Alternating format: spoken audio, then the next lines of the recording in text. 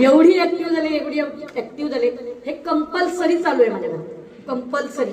आज माझी मोठी मुलगी नक्षत्रा, ती पण तिथे. मागच्या वर्षी माझ्या मुलीने 90% काढले अभ्यास 10th ला, फक्त आणि फक्त बाह्य मित्र. त्यामुळे हे माझ्याकडे कंटिन्यू असते. त्यामुळे मी सगळ्यांना विनंती करते की हे आपल्या मुलांना चालू करा. बघा, आपण पैसे कुणासाठी कमवतो? मुलांसाठी. आपण प्रॉपर्टी घेतो कुणासाठी करतो? मग जर त्या मुलांना आज उत्तमाचं आरोग्यच नसेल तर ती प्रॉपर्टी तुमची काय कामाची?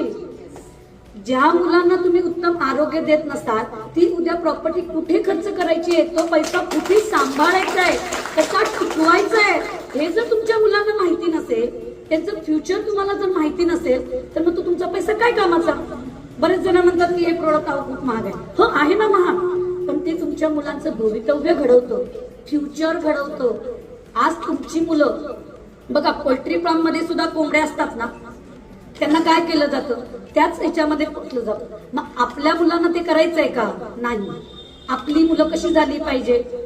पडली जडी वाढो म्हणतात ना पूर्वीची लोक.